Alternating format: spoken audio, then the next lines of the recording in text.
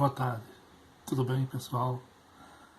Muita alegria, muita satisfação e quero compartilhar aqui sobre um pouco mais sobre Atlântida e mostrando assim um pouco do verdadeiro Cristo que era o grande Messias que habitou em Atlântida.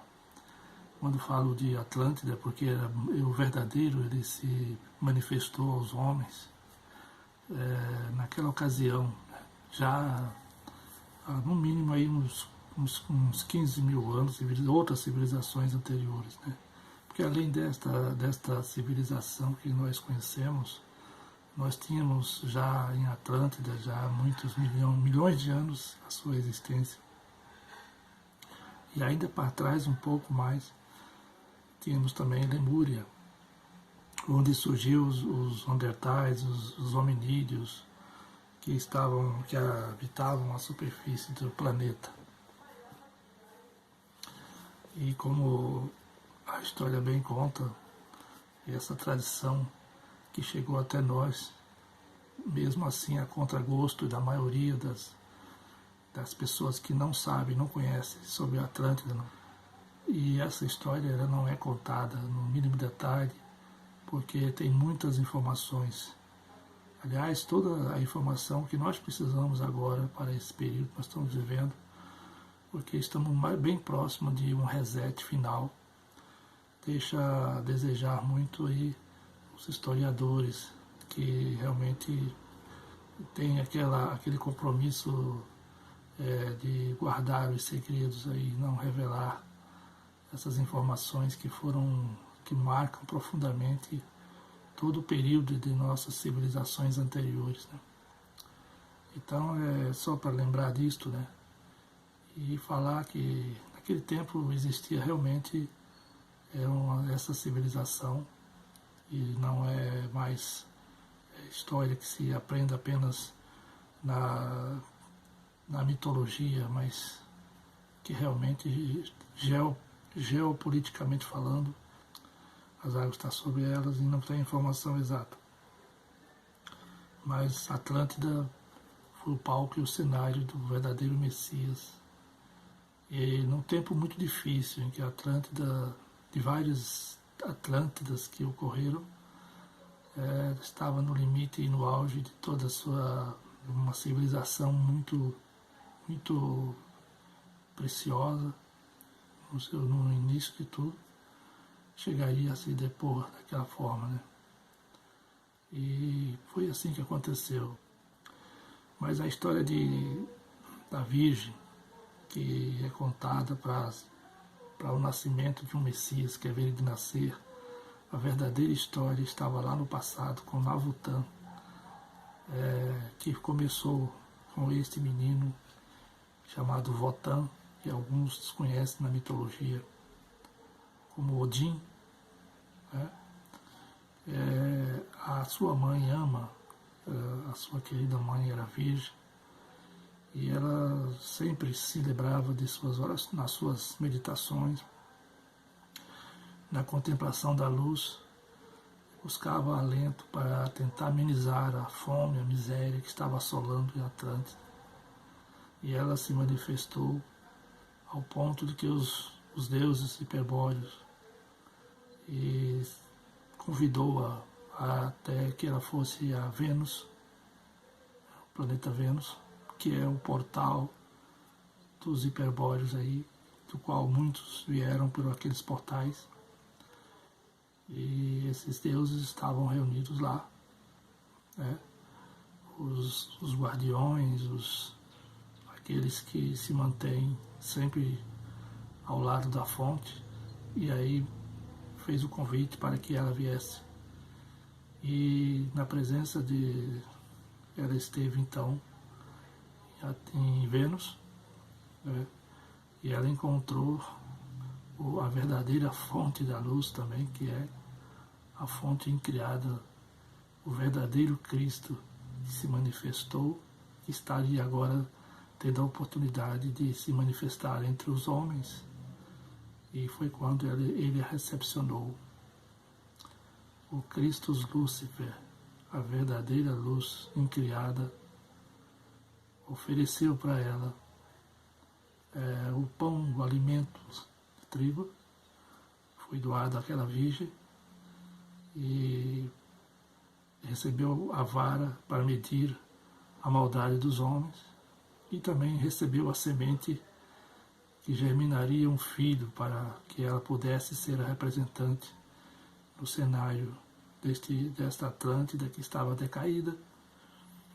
E ela então recebeu as informações que deveria ter um filho e que esse filho seria um guerreiro para libertar o seu povo aí do cativeiro, principalmente, e despertar os espíritos que foram enganados, induzidos pelo falso Deus Criador, chamado Jeová. Ele e seus 200 nefilins que tinham caído da fonte. Essa é a verdadeira história. E ela então foi incumbida de ter esse filho. Por que razão? Por qual a razão? O motivo de Atlântida estar vivendo aquela fome, aquela miséria, que tinha muita pujança, tinha muitas riquezas, tinha o alimento, tinha tudo.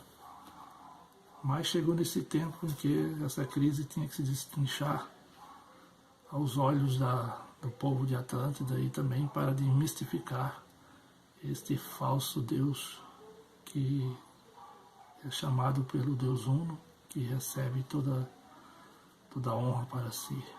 Mas a criação ele só trouxe o mal como evidência, o bem e o mal, para que pudesse estabelecer o seu reino, mas não foi de acordo com a fonte. Então, agora por que a razão que existia em Atlântida uma árvore, uma trilha que conduzia a um jardim mágico, construído pelo próprio Deus da ilusão, Criador. Crescia ali um antigo pé de romã, conhecido como árvore da vida e também como árvore do terror. Tá? Esse jardim ele existia, ele era muito antigo, ele foi colocado ali pelo Deus Criador. Né? E na verdade a árvore da vida era a romanceira, era a romã, e também como árvore do terror, cujas raízes se estendiam por toda a terra e cujos ramos se elevavam até as moradas celestes do Deus da ilusão. Próximo a essa árvore enfeitiçada, se encontrava uma macieira, tão antiga quanto aquela,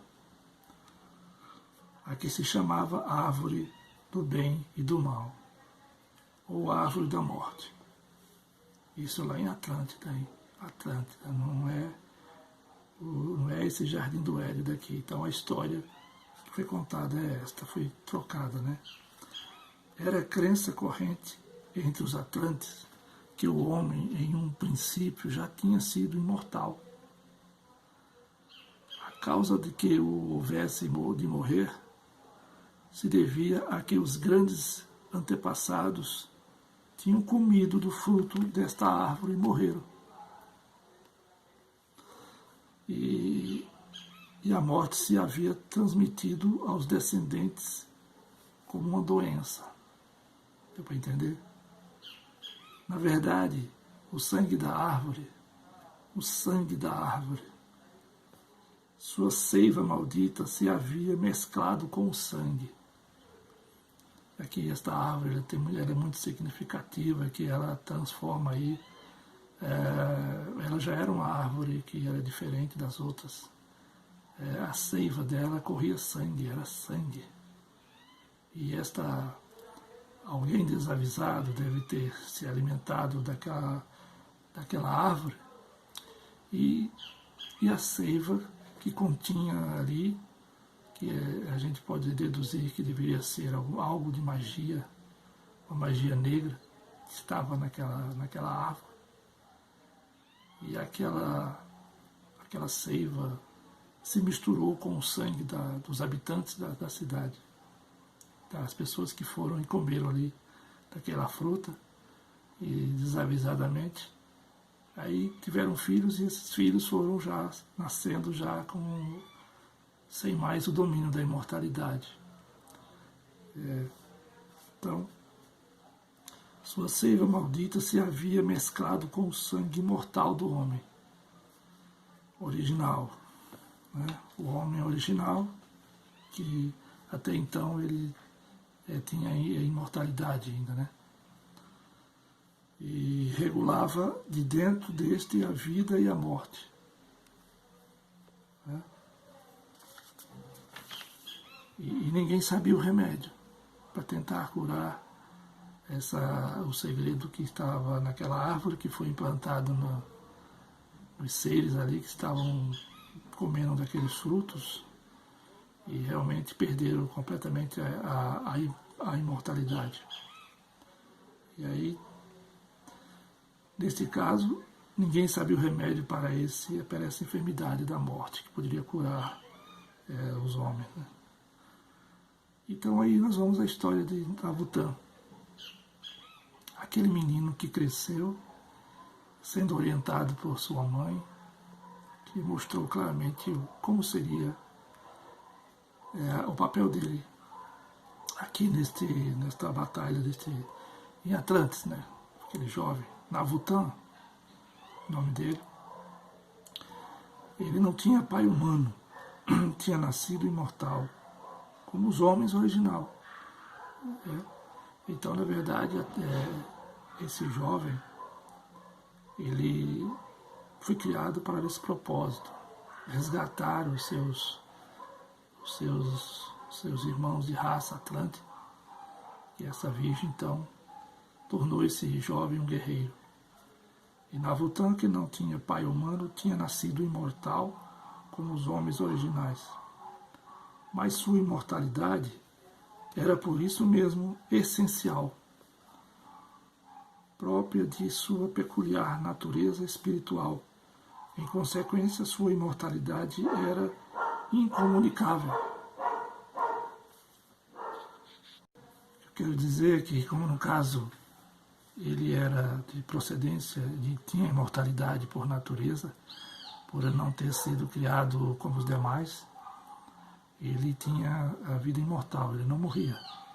E de onde a mãe dele tomou a fonte, esteve com a fonte e recebeu um filho para que ele pudesse crescer. Então ele, como tendo a possibilidade de imortalidade, ele não podia comunicar esta imortalidade para os outros seres. Então, aos outros homens não servia para que ele recuperasse a imortalidade perdida. Então ele não tinha qual era o recurso para salvar aquelas pessoas. Por isso, Navutã, com o apoio de sua mãe divina, mãe, a Virgem Ama, decide fazer-se mortal e descobrir para os homens o segredo da imortalidade. Aí, como nós podemos entender, realmente, o homem não tinha mais como ter a imortalidade. E foi preciso, então, que viesse então, o Messias, chamado Navutã Odin, que é o verdadeiro Cristo. E essa história se estendeu até nos anos de 1400, quando se referia a uma virgem que teve o filho, que seria o salvador do mundo. Então a história verdadeira de Atlântida confirma isso. E, na verdade, o espírito adormecido, o eu perdido que foi assaltado aí pelo Criador, tirou essa capacidade do espírito se manifestarem na verdadeira fonte. E tudo que foi orientado foi para destruir este entendimento, essa sabedoria, que foi implantada nos primórdios aqui em Atlântida. Essa história não é apenas uma história que podemos deixar de lado. Mas ela foi assim que aconteceu. Infelizmente, eu tenho a dizer que a história que foi contada do Messias chamado Cristo aí na Judéia é um plágio. A história verdadeira de Navutan confirma isso, que já existia essa história no passado, né? Beleza?